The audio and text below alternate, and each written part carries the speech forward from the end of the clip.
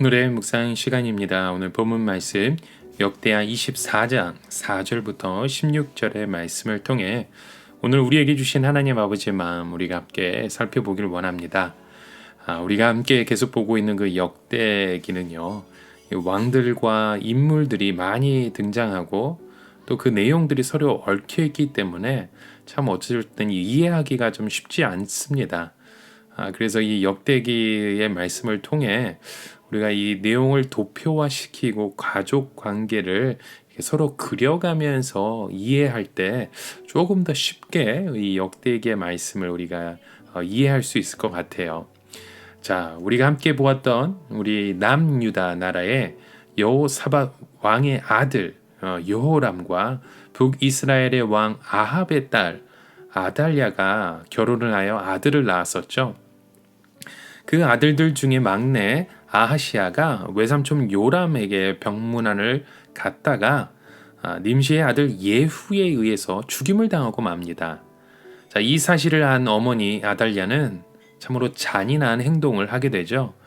역대하 22장 10절에 보면 이렇게 말합니다. 아하시아의 어머니 아달랴가 자기의 아들이 죽은 것을 보고 일어나 유다 집의 왕국의 씨를 모두 진멸하였으나 라고 말하고 있습니다. 자, 이러한 피바람 속에서도 살아남은 사람이 있었죠. 역대하 22장 11절의 말씀에 보게 되면 이 왕의 딸 여호사브앗이 이 아하시아의 아들 요아스를 왕자들의 죽임을 당하는 그 순간에 몰래 빼내어내어서 그와 그의 유모를 침실에 숨겨 아달랴를 피하게 했으므로 이 아달랴가 그를 죽이지 못했더라고 말씀하고 있습니다. 자, 이렇게 여호사밧의 도움으로 죽음을 피한 이 요아스는요, 6년 동안 성전에서 숨어 살아 지내다가 이 7년 차에 드디어 자유를 맛보게 됩니다. 자, 어떻게 그것이 가능했을까요? 그것은 자신을 구한 이 여호사밧의 남편이자 제사장인 여호야디아가 이 아달랴를 몰아내고 그녀를 죽였기 때문이죠. 그래서 역대하 23장의 말씀에 보게 되면 그 사실을 아주 자세하게 설명을 하고 있습니다. 자, 이렇게 이 제사장 여호야다가 개혁을 단행하면서 요아스를 왕으로 세웠을 때 요아스의 나이는 불과 7세의 어린 아이였습니다. 그러니 당연히 여호야디는 그 요아스의 왕의 후견인인 그 대부의 역할을 감당해야만 했었죠.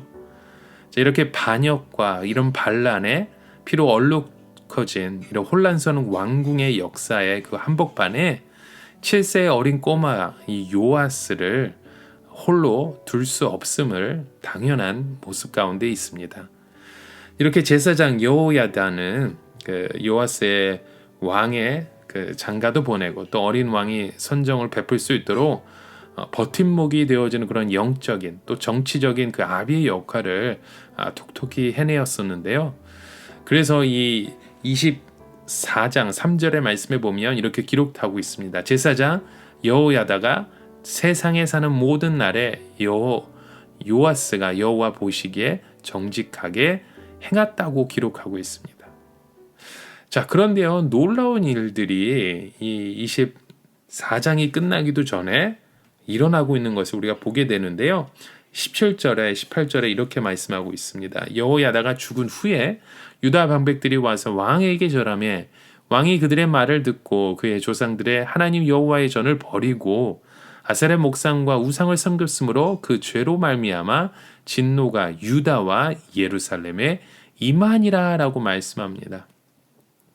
자, 이 제사장 여호야다가 나이가 많아 늙어서 죽은 후에 어떻게 됐습니까? 요아스가 한순간에 돌변한 겁니다.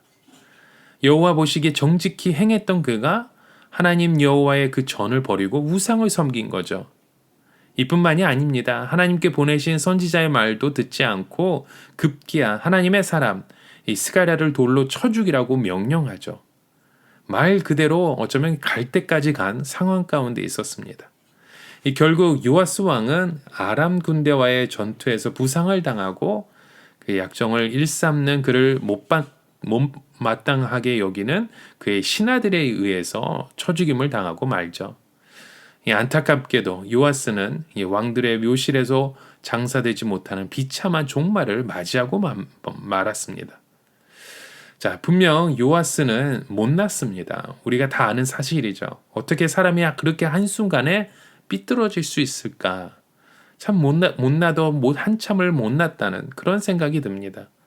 그런데 오늘은 그 요아스의 왕의 이 가오가 아니라 이 여호야다의 그 숨겨진 실책을 우리가 한번 생각해 보게 되는 것 같습니다. 그러면 우리의 모습을 한번 돌아봤으면 좋겠는데요. 오늘 본문 8절에 여러분 말씀에 보게 되면 이렇게 기록하고 있습니다. 이에 왕이 말하매 한 궤를 만들어 여호와의 전 문 밖에 두게 하고 라고 말씀하고 있어요. 자, 이 불법으로 왕권을 창탈한 이 야달레의 여왕과 그의 신복들은 하나님의 성전을 파괴하고 또 바알 우상 숭배를 위하여서 성전을 어지럽혔었습니다.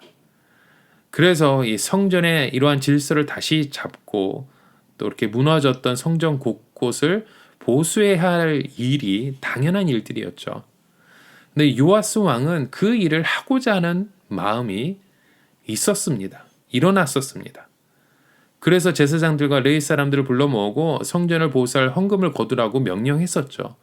가능한 속히 해내고 싶었습니다. 그래서 재촉합니다. 그래서 5절 말씀에 보면 이렇게 말하고 있죠. 제사장들과 레위 사람들을 모으고 그들에게 이르되 너희는 유다 여러 성읍에 가서 모든 이스라엘에게 해마다 너희의 하나님의 전을 수리할 돈을 거두되 그 일을 빨리 하라 하였으나 레위 사람이 빨리 하지 아니한지라 라고 말씀합니다.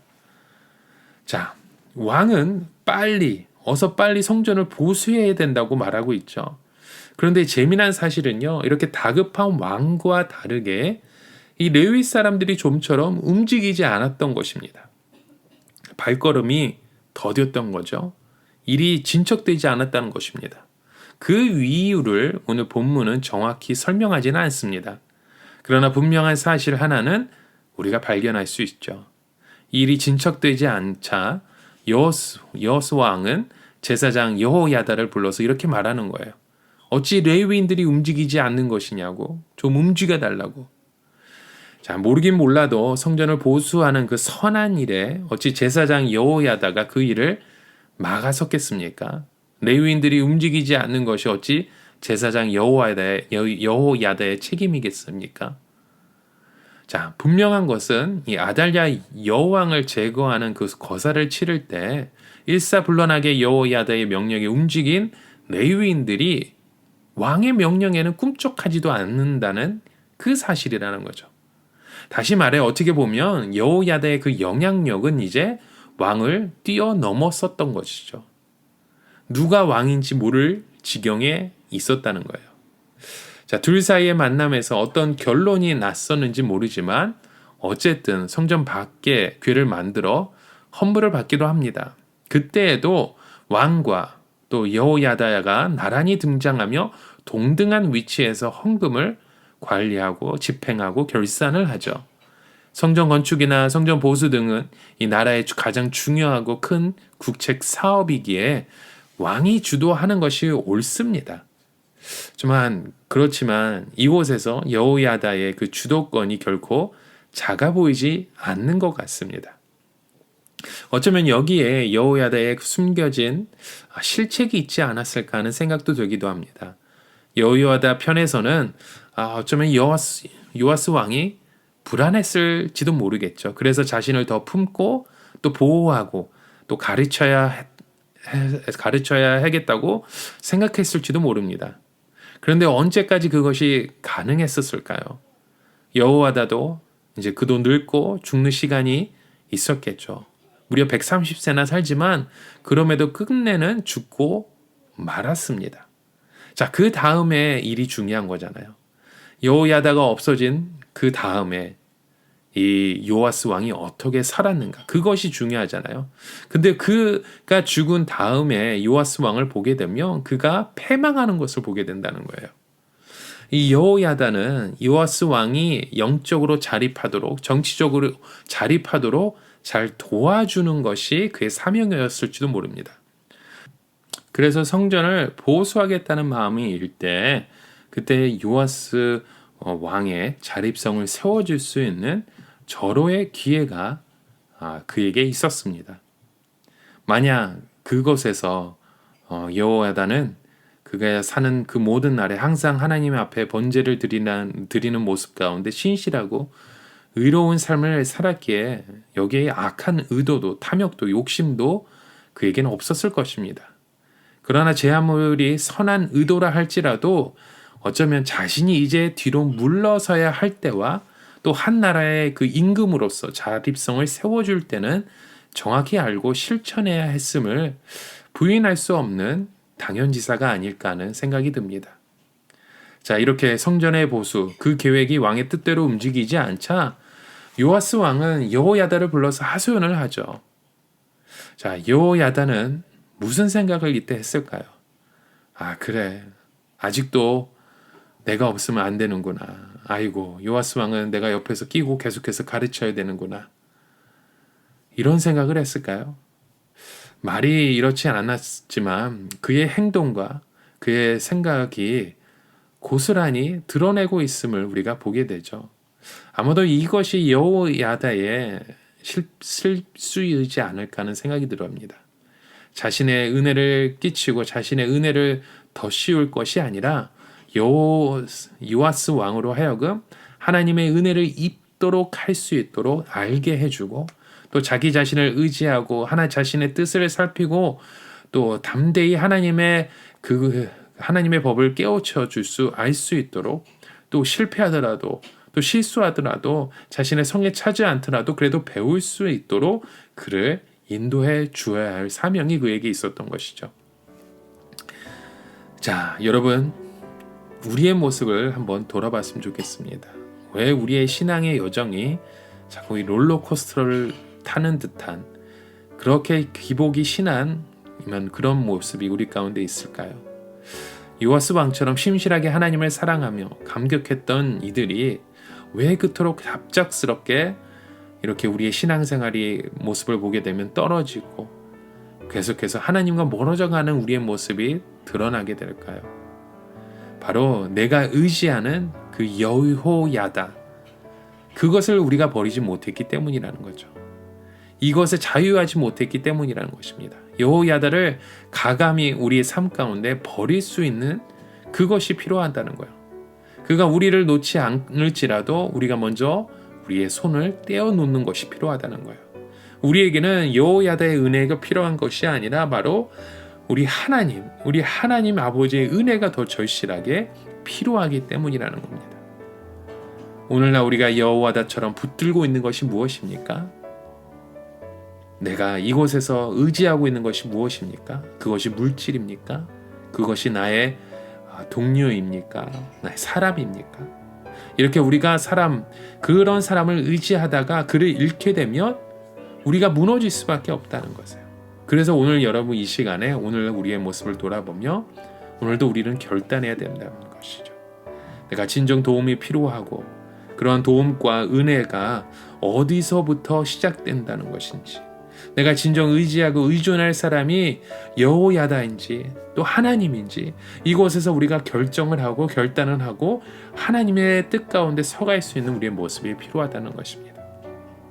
여러분, 오늘 우리의 삶 가운데 이런 하나님의 은혜 가운데 나아가실 수 있는 저와 여러분의 삶이 되시기 주님의 이름으로 간절히 축원합니다. 우리 함께 같이 기도하시겠습니다. 하나님 아버지, 오늘 우리가 지금 여기까지 있기까지 무수한 그 여호야다와 같은 사람을 하나님께서 우리에게 붙여주셨기에 오늘 우리가 서 있음을 기억합니다.